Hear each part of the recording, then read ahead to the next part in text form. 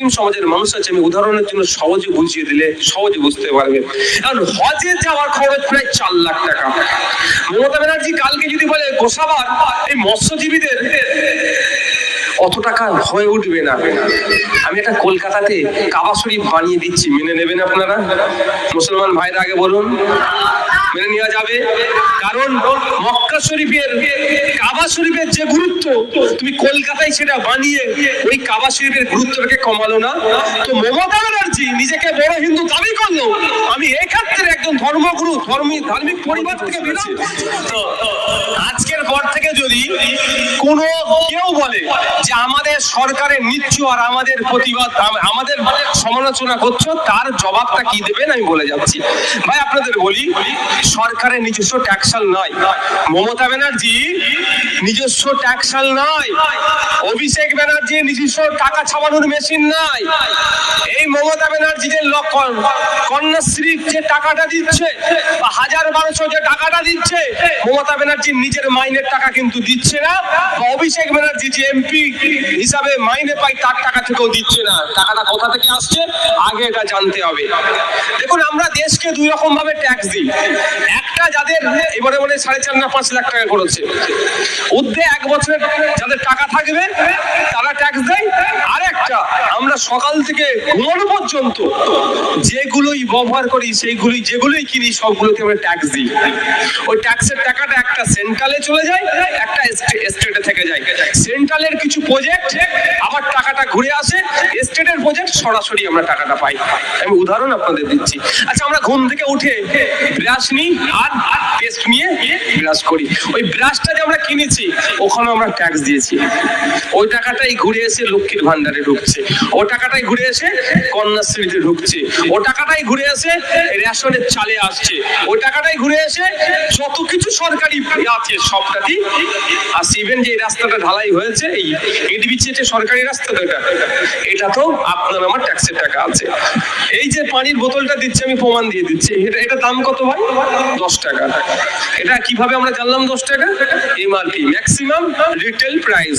এর উপরে যদি কেউ বিক্রি করে সেটা দণ্ডনীয় অপরাধ, এর নিচে কেউ বিক্রি করতে পারে। সর্বোচ্চ এটা 10 টাকা দাম। কিন্তু 10 টাকা দেখি তার পাশে একটা ছোট্ট করে লেখা আছে, হয়তো আমরা এতদিন কেউ নজর দিইনি। কি লেখা আছে? Inclusive of all taxes. MRP লেখা আছে, ম্যাক্সিমাম রিটেল প্রাইস, তার পাশে দেখবেন ছোট্ট করে লেখা থাকে ওটা ইনক্লুসিভ অফ অল ট্যাক্সেস। সমস্ত ধরনের ট্যাক্স দিয়ে এটা 10 টাকা। এই সমস্ত ধরনের ট্যাক্সটা কোথায় আসছে ঘুরে? কোথায়? লক্ষ্মীর ভান্ডার, রূপশ্রী, কন্যাশ্রী সবেতে আসছে, সাইকেল টাইকেল দিচ্ছে। বরঞ্চ যদি আজকের পর থেকে কেউ আপনাদের বলে যে আমাদের সরকারের নিচ্ছ, আমাদের সরকারকে ভোট দিচ্ছ না, তখন এটা তো বলতে পারবেন তোদের মন্ত্রী বালু চুরি করার অপরাধে জেলে গিয়েছিল, খেয়াল আছে? এখন একটা মন্ত্রী জেলে আছে, যদি এখন তিনি মন্ত্রী পদে নাই, এখন প্রাক্তন মন্ত্রী হয়ে গেছে, এডুকেশন মিনিস্টার, জেলে আছে। তো ওই মন্ত্রীরা যে গাড়ি চড়ে ঘরে দেখবেন গভর্নমেন্ট অফ ওয়েস্ট বেঙ্গল লেখা থাকে লাল লাইট, ওই গাড়িটা আপনাদের ট্যাক্সের টাকাতে চড়ছে, এটা বলে দেবেন। বলবেন বেশি জ্ঞান দেওয়া বন্ধ কর, যদি আজকের পর থেকে কথা বলিস গণতান্ত্রিক প্রক্রিয়ায় তোদের মন্ত্রীর গাড়িগুলো আমরা আগামী দিনে কেড়ে নেব। বলতে পারবেন তো নাকি? তাতেও যদি না ক্ষান্ত হয় কি বলবেন? একটু উঁচুর দিকে যেতে হবে। আমি বেশি উঁচুতে যাওয়ার পক্ষে নাই, কিন্তু যেতে হবে। পাবলিককে অপমান করবে, আমার সহ্য হয় না। বলবেন আপনাদের এলাকায় মহল্লাতে অনেক মানুষের ভিক্ষা করে, এদিকে রাজ্য সরকার বলছে সব দিয়ে দিচ্ছি, তাহলে ভিক্ষা কেন ব্যান করছে না? যে ভিক্ষা করবো তাকে গ্রেফতার করা হোক। আমি ভিক্ষা ব্যানের পক্ষে, ভিক্ষা ব্যান করা হোক, তার রুজি রুটির ব্যবস্থা করে দেওয়া হোক। যাক, সেটা অনেক বিতর্ক আছে, অনেক চর্চা করতে হবে। যাক, ছোট্ট করে বলি যে ভিক্ষা করে, সেই ভিক্ষা করার যিনি করেন, যে মা যে বাপ, সেও কিন্তু ট্যাক্স দেয়, সেও ট্যাক্স দেয়। ভাববেন না শুধু আদানি আম্বানিরা ট্যাক্স দিচ্ছে আর সৌরভ গাঙ্গুলি দাদা এই স্পেনে গিয়ে শিল্প করছে, এটা ভাববেন না। আপনি আমিও কিন্তু 1 টাকা হলেও দিনের ট্যাক্স দিই। তো এর ওই কথা শুনে যদি আপনারা ওই তৃণমূলের দাদারা সমালোচনা না বন্ধ করে বলবেন এই বেশি বকিস না, চুপ কর। 14 তলার উপরে দিদিমণি যে ঘরটাই বসে চিল এসির জন্য যে এসিটা লাগানো হয়েছে সেটাও আমার পাড়ার যিনি ভিক্ষা করে খায় তারও ট্যাক্সের টাকা, এটা মাথায় রাখবি। ফুটানি মারাস নি, বেশি ফুটানি করিস না। বলতে পারবেন তো? যদি কেস হয়ে যায় আপনাদের নামে হলে বলবেন নওশাদ সিদ্দিকী বলেছে, সব দোষ নওশাদ সিদ্দিকী। আমার নামে 18টা মামলা হয়েছে, আরো 4টে নালে খাবো, ঠিক আছে? বলবেন, বুক খুলে বলবেন। কেউ রাজার প্রজা নয়, আমরা সবাই রাজাই, রাজার দেশ, এটা মাথায় রাখবেন। আমাদের ইচ্ছা হয়েছিল, অর্থাৎ আপনাদের ইচ্ছা হয়েছে 5 বছর দায়িত্ব দিয়েছেন মমতা ব্যানার্জির দলকে, ইচ্ছা হবে না সরিয়ে দেবেন, XYZ কে দায়িত্ব দিতে পারবেন। এত বড় ক্ষমতা সংবিধান আপনাদের হাতে দিয়েছে, কিন্তু দুর্ভাগ্য সেটাকে আপনারা ঠিকঠাক কন্ট্রোল করতে পারছেন না, ঠিকঠাক জায়গায় খুঁটিটা সাজাতে পারছেন না। ফলে কি হচ্ছে, ভোট আসার সময় ভোট তখন আর হচ্ছে না, 4.5 বছর মনে হচ্ছে খুব খারাপ করেছে, আর ঠিক লাস্ট 6 মাস আর ঠিক জায়গায় প্রয়োগ করতে পারছে না। ভাই এই কটা বিষয় নিয়ে একটু বলি, নালে বলবেন ভাইজান এক পয়েন্টে ছিল অন্য পয়েন্টে। ওয়াকফ সংশোধনী আইন 2025-এর বাতিলের প্রতিবাদে আমাদের আজকের এই প্রতিবাদ সভাটা একটা অংশ, এটা আপনাদের জানতে হবে। বাজার বিভিন্ন ধর্মের মানুষ আছে, আরো ভালো হবে মানুষের কনসেপ্টটা ক্লিয়ার করার জন্য। প্রথমেই বলে রাখি, এই ওয়াকফ আইনটা হিন্দু মুসলমানের লড়াই নয়। এই ওয়াকফ আইনটা যে বাতিলটা কোন হিন্দু মুসলমানের লড়াই নয়, লড়াইটা বিজেপির নিয়ে আসা অসাংবিধানিক আইনের বিরুদ্ধে লড়াইটা চলছে। যদি এটা হিন্দু মুসলমানের লড়াই হতো, পার্লামেন্টে যে সমস্ত এমপিরা এই আইনের বিরোধিতা করেছে তার মধ্যে 95% কিন্তু অমুসলিম এমপি। শুধু তাই নয়, আমার সুপ্রিম কোর্টে মামলা করা আছে এই আইনের বিরুদ্ধে, আমার হয়ে 7 জন উকিল লড়াই করছেন আইনি লড়াই, 4 জন কিন্তু নন মুসলিম। যদি হিন্দু মুসলমানের এই সমস্যা হতো তাহলে আমার পক্ষ কেন নিত তারা? এই মানে এই চিন্তাটা আমার মাথায় ঢুকিয়ে দিয়েছে।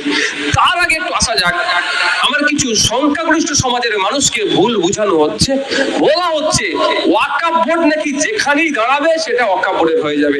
তোমার বাড়ি তুলসী তলাটা আছে, ওই তুলসী তলাতে এসে ওয়াকফ বোর্ড যদি বলে এটা ওয়াকফের, তো ওয়াকফ বোর্ডের হয়ে যাবে। স্বাভাবিকভাবে আমার হিন্দু ভাই ভয় কাটছে। তোমাদের পাড়ার যে মন্দিরটা আছে, ওয়াকফ বোর্ড যদি বলে এই মন্দিরটা ওয়াকফ বোর্ডের, বলছে ওয়াকফ বোর্ডের হয়ে যাবে। তোমার যে বাড়িটা আছে, ওয়াকফ বোর্ড যদি বলে ওয়াকফ বোর্ডের, সেটাও তোমার হয়ে যাবে, এই বলে ভড়কে দিচ্ছে। আচ্ছা, ভারতবর্ষে এই ধরনের কোন আইন আছে কোন যেটা বলবে হয়ে যাবে? শুধু তাই নয়, দেশের প্রধানমন্ত্রী যদি বলে আপনার জায়গার মধ্যে রেল নিয়ে যাব, প্রধানমন্ত্রীর ক্ষমতা নাই, সে রেল নিয়ে যাবে যতক্ষণ না আপনি কনসার্ন দেন। সেটাও রাজ্য সরকারকে বলতে হবে, রাজ্য সরকার নোটিফিকেশন করবে, তারপরে জমিটা নিয়ে কেন্দ্র রেলওয়ে ডিপার্টমেন্টকে দেবে। এত সিস্টেম, কিন্তু এটা সম্পূর্ণ মিথ্যাচার করা হচ্ছে। তাহলে আমি একটা উদাহরণ দিলে আপনারা সহজে বুঝতে পারবেন কিভাবে ওয়াকফ বোর্ডের মিথ্যাচার করা হচ্ছে। এই মুহূর্তে পশ্চিমবাংলার প্রায় ৭৫,০০০ বিঘা ওয়াকফ সম্পত্তি বিহাত হয়ে আছে। ওয়াকফ বোর্ড মিথ্যাচার করা হচ্ছে, এত পাওয়ারফুল, যার যেখানে নাকি দাঁড়ালে এটা ওয়াকফ বোর্ডের হয়ে যাবে। আমি ওয়াকফ বোর্ড নিজেকে দিয়ে বলছি, আমি এত ক্ষমতাশীল, আমি যদি এখানে দাঁড়াই এটা আমার হয়ে যাবে, ভালো কথা। কিন্তু আমার অলরেডি ৭৫,০০০ বিঘা সম্পত্তি পশ্চিমবাংলার বিভিন্ন জায়গায় আমি উদ্ধার করতে পারছি না। তার জন্য আমি ওয়াকফ ট্রাইব্যুনালে যাচ্ছি, হাইকোর্টে যাচ্ছি, সুপ্রিম কোর্টে যাচ্ছি, গিয়ে কান্নাকাটি করছি যে মাই লর্ড, তুমি অর্ডার করে দাও আমার ওয়াকফ সম্পত্তি যাতে আমি উদ্ধার করতে পারি। কিন্তু আমাকে দেখানো হচ্ছে আমি এত পাওয়ারফুল, আমি এখানে দাঁড়ালে এটা আমার হয়ে যাবে, আর অলরেডি আমার ৭৫,০০০ বিঘা সম্পত্তি আছে, সেটা আমি উদ্ধার করতে পারছি না। এইভাবে একটা মিথ্যাচার করা হচ্ছে। আর একটা ভুল ধারণা কি হচ্ছে, যে মুসলমানদের জন্য ওয়াকফ বোর্ড আছে, হিন্দুদের জন্য নাই, এটা ধর্মনিরপেক্ষ রাষ্ট্রের বিরুদ্ধে হয়ে গেল না? সত্যি শুনতে কিন্তু খারাপ লাগবে, কিন্তু এই ধরনের কিছু আছে, জানতে হবে আমাদেরকে। আমাদের দক্ষিণ ২৪ পরগনাতে, দক্ষিণ ২৪ পরগনার অন্যতম একটা বিখ্যাত মন্দির কোথায়? সাগরে, কপিল মুনির আশ্রম। ওখানে ধর্মীয় সম্পত্তি রক্ষণাবেক্ষণের জন্য কি একটা দায়িত্ব আছে, বোর্ড আছে। সারা ভারতবর্ষের ওয়াকফ সম্পত্তি রক্ষণাবেক্ষণের জন্য একটাই বোর্ড, সেটা ওয়াকফ বোর্ড। সারা ভারতবর্ষের হিন্দু ভাইদের ধর্মীয় যে সম্পত্তি আছে সেটা রক্ষণাবেক্ষণের জন্য কোন রাজ্যে একাধিক বোর্ড আছে, আবার কোন রাজ্যে একটা বোর্ড আছে, আলাদা আলাদা করে আছে। এটা মাথায় আপনাদের এখন ঢুকিয়ে নিতে হবে, এটা ভুল বার্তা। যেমন তামিলনাড়ুতে 1959 সালে তামিলনাড়ু সরকারি বোর্ড তৈরি হয়েছে।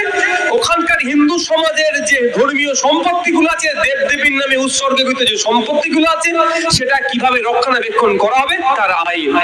কাশী বৈশ্বনাথ মন্দির বিখ্যাত মন্দির একটা, সবাই আমরা জানি। 1979 সালে সম্ভবত 1979 সালে ওখানে আইন তৈরি হয়েছে, কাশী বৈশ্বনাথ মন্দির কিভাবে চলবে, কারা থাকবে, পরিচালনা কিভাবে হবে, দান করলে সম্পত্তিটা ধর্মীয় জায়গায় কিভাবে হবে, তার রক্ষণাবেক্ষণের জন্য আইন আছে। আর লেটেস্ট যেটা হচ্ছে সেটা কোথায়, যেটা খুব এখন চর্চা, কোন জায়গায়, এই তো না আপনার পুরীর জগন্নাথ মন্দির। আমি কিন্তু এই পুরীর আদলে যেটা তৈরি করেছে চরম আমি বিরুদ্ধে। আশা করেন যে মন্দির করেছে বলে বিরুদ্ধে না। প্রথম কথা, সরকার মসজিদ করার দায়িত্ব সরকারের নয়। দেখুন, 4টে ধামের মধ্যে একটা বিখ্যাত ধাম পুরীর জগন্নাথ ধাম। আমি ভুল বললে এখানে হিন্দু সমাজের মানুষ আছে, আমার ঠিক করে দেবেন, পরের বক্তব্যতে আমি ভুল সঠিকটা বলবো। তো 4টে বিখ্যাত ধাম ভারতবর্ষে আছে, যেখানকার ভারতবর্ষের হিন্দু ধর্মের মানুষের বিশ্বাসের আস্থার জায়গা, ওখানে বিভিন্ন সময় তারা তীর্থে যায়। তার আদলে কোকাকোলা হলো দীঘাতে। যদি মমতা ব্যানার্জির মন্দির করারই শখ ছিল, ওটার নকলে কেন করলো? এবার আপনি এখানে যারা মুসলিম সমাজের মানুষ আছে, আমি উদাহরণের জন্য সহজে বুঝিয়ে দিলে সহজে বুঝতে পারবেন। কারণ হজে যাওয়ার খরচ প্রায় 4 লাখ টাকা। মমতা ব্যানার্জি কালকে যদি বলে গোসাবার এই মৎস্যজীবীদের অত টাকা হয়ে উঠবে না, আমি একটা কলকাতাতে কাবা শরীফ বানিয়ে দিচ্ছি, মেনে নেবেন আপনারা? মুসলমান ভাইরা আগে বলুন, মেনে নেওয়া যাবে? কারণ মক্কা শরীফের কাবা শরীফের যে গুরুত্ব, তুমি কলকাতায় সেটা বানিয়ে ওই কাবা শরীফের গুরুত্বটাকে কমালো না। তো মমতা ব্যানার্জি নিজেকে বড় হিন্দু দাবি করলো, আমি এক্ষেত্রে একজন ধর্মগুরু ধার্মিক পরিবার থেকে বিলং করছি বলেই আমার এটা ধারণা আরো বেশি যে পুরীর জগন্নাথ মন্দিরের যে গুরুত্ব, এখানে এটা বানিয়ে সেটাকে খর্ব করার চেষ্টা করছে। এর বিরুদ্ধে আমাদের সকলকে হিন্দু মুসলমান নির্বিশেষে প্রতিবাদ করতে হবে যে আপনি পুরীর মন্দিরের গুরুত্বটা কমানোর চেষ্টা করছেন, কারণ এটা 4টে ধামের মধ্যে একটা বিখ্যাত ধাম। এর আমরা কিন্তু ওই জন্যই বিরোধিতা। এগুলো বলি ভাই আমার উপরে দোষ হয়েছে, আমি কি বলা বন্ধ করে দেবো নাকি? ভাই আমি আপনাদের জন্য বলতে গিয়ে জেল খেটেছি, আর আপনার আমার বাড়ির মেয়ে তিলোত্তমা, আপনার আমার হয়ে কথা বলতে গিয়ে ওকে খুন হতে হয়েছে। আজকে ব্যানারেতে ছিল তো নাকি, ওই ব্যানারে লিখেছিল তো নাকি? এখানে জায়গা কমের জন্য লিখনি মনে হয়। আমাকে কেন জেলে দিয়েছিল ভাই? আমার কি, আমার অপরাধটা কি ছিল বলেন? আমি চুরি করেছি নাকি, না চাকরি বিক্রি করেছি, না তোলা তুলেছি? বলতে পারবে কেউ? না সার্টিফিকেট দিয়ে 1000 টাকা চেয়েছি, এখন তো সার্টিফিকেট দিলে 1500 টাকা দিতে হয়, সেটা আমি করিনি। আমার অপরাধটা কি? আমার অপরাধটা এটাই যে গোসাবার যে মানুষজন আছে, এখানকার যারা মৎস্যজীবী আছে, এদের দুরবস্থার কথা আমি বারবার নিয়ে সোচ্চার হয়েছি, বারবার এটা বলেছি। সমুদ্র সাথী প্রকল্প বলে একটা প্রকল্প করেছিল গত অর্থবর্ষে, প্রায় 200 কোটি টাকা বরাদ্দ ছিল সমুদ্র সাথী প্রকল্প। যে 2 মাস তো আপনাদের সমুদ্রে মাছ ধরতে যেতে দেয় না, 2 মাস খুব ওই সময় উত্তাল থাকে। সেই সময় মৎস্যজীবী পরিবারগুলোকে হয় সম্ভবত 5,000 টাকা, না হলে 10,000 টাকা করে 2 মাস দেওয়া হবে।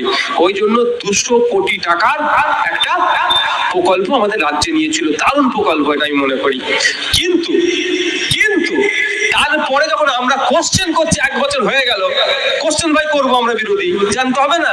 আমরা খোঁচা তো দেবোই ভাই, যে কতজন সমুদ্র সাথী প্রকল্পের ফ্যাসিলিটি পেয়েছে, ওই প্রকল্পের মাধ্যমে উপকৃত হয়েছে 2 মাস করে, হয় 5,000, ঠিক এক্সাক্ট ফিগারটা আমার মনে আসছে না, 5,000 বা 10,000 টাকা করে 2 মাস করে পেয়েছে। সেই মৎস্যজীবীদের লিস্ট দিন। তখন মাথা চুলকে মন্ত্রী বলছে এখন ওটা আমাদের কাছে নাই, মানে ওটা হারামে চলে গেছে। বুঝতে পারছেন না? আপনাদের এখানে যে মৎস্যজীবীরা সমুদ্রে গিয়ে মাছ ধরে বা নদীতে গিয়ে মাছ ধরে, যে 2 মাস মাছ ধরা বন্ধ থাকে, সেই জন্য আপনারা আর্থিকভাবে দুর্বল, মাস গেলে ওই 2 মাসের জন্য আপনাদের প্রকল্প করা হয়েছিল, ওটা হয়নি। আর এইটাই আমার অপরাধ, নওশাদ কেন বলবে? ওই জন্য আমাকে কি করেছে, জেলে রেখেছিল। তো আমাদের বাড়ির মেয়ে তিলোত্তমার দোষ কি ছিল জানেন? আপনারা যারা ট্রিটমেন্ট করতে যেতেন, আমরা আর্জি করে ওখানে ডুপ্লিকেট ঔষধ দিত। শুধু ডুপ্লিকেট ঔষধ নয়, ফেক স্যালাইন দিত, মানে ডুপ্লিকেট স্যালাইন দিত। শুধু তাই নয়, ওখানের মর্গেতে যে সমস্ত মহিলারা থাকতো, ওই মহিলাদের সাথে, ওই মহিলাদের অনেকের সাথে ওইখানকে সন্দীপ ঘোষ আর ওর যে গ্যাংগুলো আছে, ওরা সবাই মিলে ওদের মধ্যে থেকে ওই মহিলাদের সাথে নোংরামি করে ভিডিও তৈরি করে মুখ চেঞ্জ করে বিদেশের মার্কেটে বিক্রি করতে। বুঝতে পেরেছেন? এরা এত বড় অসভ্য। আর আপনার আমার বাড়ির মেয়ে তিলোত্তমা জানতে পেরে গিয়েছিল, ওর প্রতিবাদ করেছিল, ওই জন্য ওকে খুন করেছে। শুধু তাই নয়, আপনার আমার বাড়ির মেয়েরা যখন ওটি রুমে যায়, অপারেশন রুমে যায়, সেই সময় ওদেরকে অজ্ঞান করে এদের সাথে নোংরামি করতো, করে মচ্ছব করতো। এটা ওই আমার তিলোত্তমা, আমার বোন, আমার মেয়ে, আমার কন্যা, আমার দিদি জানতে পেরে গিয়েছিল, এটা প্রতিবাদ করেছিল। এটাই ওর অপরাধ, ওকে খুন করে ধর্ষণ করে তাকে পৃথিবী থেকে বিদায় দিয়ে দিল। আমরা এত বড় নির্লজ্জ, তার হয়ে আমরা কথা বলতে সাহস পাচ্ছি না। কার বড় অপরাধটা কি ছিল? আপনাদের জন্য, আমার জন্য মানুষের হয়ে কথা বলবে কেন? এই অপরাধটা ছিল। আর এটা শুভেন্দু বাবু তখন গল্প দিচ্ছে হিন্দু হিন্দু ভাই ভাই। আমি শুভেন্দু বাবুকে বলেছি দুটো কাজ আগে করুন, তাহলে আপনার ডায়লগটা বাস্তবিক হবে। প্রথম কথা, আপনার যে পেট্রোল পাম্প আছে, বলছিলেন না পেট্রোল পাম্প আছে না, পেট্রোল পাম্পের সামনে লিখে দিন হিন্দু হিন্দু ভাই ভাই, মুসলমান খদ্দের তেল বিক্রি না। তাহলে বুঝতে পারবো গরিব হিন্দুকে তুমি তার কাছে গিয়ে কানে গিয়ে ফুসফুস করছো, হিন্দু হিন্দু ভাই ভাই স্লোগান দিয়াচ্ছ, আর তোমার পেট্রোল পাম্পে মুসলমানরা তেল কিনতে কেন বিক্রি করছো ভাই? প্রশ্ন করবেন না? প্রশ্ন তো করতে হবে। আর দ্বিতীয় হচ্ছে, এই আমার তিলোত্তমাকে যারা খুন করলো, আমার বোনকে, আমার দিদিকে, সব কটাকে ধরে জেলে ভরার ব্যবস্থা করো, কারণ সিবিআই হাতে আছে। সিবিআই বলছেন যে ওই দিন রাত্রে ওই যে করিডোরটা ছিল, প্রায় 54 থেকে 55 জন যাতায়াত করেছিল যেদিনকে আমাদের তিলোত্তমাকে খুন করে। কিন্তু সিবিআই চিনতে পারছে না ওরা কারা। হতে পারে দিল্লি থেকে এসেছে, নাও চিনতে পারে, হতে পারে না, কিন্তু চিনার পদ্ধতি তো আছে, চিনতে নাও পারতে পারে ভাই। ওই জন্য বলছি আমি চিনতে পারছি না ওরা কারা। তাহলে সিসিটিভি ফুটেজটা পাবলিক করা দরকার ছিল, সিবিআই ওয়েবসাইটে, সিবিআই সোশ্যাল সাইটে এবং মিডিয়ার হাতে তুলে দেওয়া দরকার ছিল। এই যে এই 54-55 জন যে মুখগুলো আছে, সেগুলো মার্ক করে এরা কারা, এদের যদি খবর পান আমার পাবলিকের কাছে বার্তা দিয়ে দিও যে এই ফোন নম্বরে যোগাযোগ করবেন। তাহলে আমার পাড়ার যদি ওই 54-55 জনের মধ্যে কোনো কুলাঙ্গার থেকে থাকে, আমাদের বাড়ির মেয়েটাকে খুন করলো, তাহলে আমি তো তাহলে সিবিআই কে তথ্যটা দিয়ে দিতে পারতাম। তাহলে 54-55 জন কোথাও মুখ লুকোতে পারতো। কিন্তু ওই 54-55 জন কারা? ওরা তৃণমূলের দলের নেতাদের দামাল ছেলে মেয়ে। শুধু ছেলে নয়, ওখানে মেয়েও ছিল, আমি এটাও বলছি, ওখানে মেয়েরাও ছিল। যখন এই মেয়েটিকে হত্যা করা হয়, শুধু ছেলে নয়, মেয়েরাও ছিল। একটা মেয়েকে হত্যা করছে, ওখানে মেয়েরাও দাঁড়িয়েছিল। ওই কুলাঙ্গার গুলো তৃণমূলের নেতাদের সাঙ্গপাঙ্গ, আমি এটাও বলছি। তারপরের দিনে বিদেশের কলকাতা এয়ারপোর্ট থেকে বিদেশগামী ফ্লাইটে অনেক নেতার ছেলেও পালিয়েছে, আমি এটাও বলে রাখছি। যদি সঠিক তদন্ত হয় তাহলে ওদেরকে বিদেশ থেকে আবার ফিরিয়ে নিয়ে আসবে। কিন্তু তদন্তটা করবে কে? সিবিআই। সিবিআই কে কে চালাচ্ছে? অমিত শাহ চালাচ্ছে। আর মোদিজি আর আমাদের রাজ্যের বিরোধী দলনেতা শুভেন্দু অধিকারী তো ওই দলের লোক। এই দুটো আগে করে দিক, তাহলে সত্যিকারের বিশ্বাস করবো হিন্দু হিন্দু ভাই ভাই তোমার স্লোগানটা অন্তত কিছুটা হলো বাস্তবিক রূপ নিচ্ছে। ভোট মিটে গেলে হিন্দু হিন্দু ভাই ভাই, তারপরে আর বলতে হবে না ভাই। বন্ধুগণ, এটা হচ্ছে আমার অপরাধ। আমি মানুষকে বাস্তবটা তুলে বলার চেষ্টা করি, এটা আমার অপরাধ হয়ে যায়। এই জন্য বিভিন্ন স্তরে বিভিন্ন জায়গায় আমাকে সমালোচনার শিকার হতে হয়। এখন আর 5-7 মিনিট বলবো, আমাকে বেরিয়ে যেতে হবে। আর 5 থেকে 7 মিনিট বলবো ভাই, বলে আমি বিদায় নেবো। তো ওয়াকফটা আসি। তো দুটো বিষয় আগে ক্লিয়ার হলো, যে বলা হচ্ছে প্রথম কথা যে ওয়াকফ বোর্ড যেখানে দাঁড়ালেন সেটা নাকি অকাফের হয়ে যায়, এটা সম্পূর্ণ অসত্য কথা। আর দ্বিতীয় কথা, মুসলমানদের জন্য ওয়াকফ বোর্ড আছে আর হিন্দুদের জন্য নাই, এটা অসত্য কথা। কারণ প্রত্যেকটা ধর্মের ধর্মীয় সম্পত্তির রক্ষণাবেক্ষণের জন্য দ্য রিলিজিয়াস এন্ডোমেন্ট অ্যাক্ট 1863 1863 সালে একটা আইন তৈরি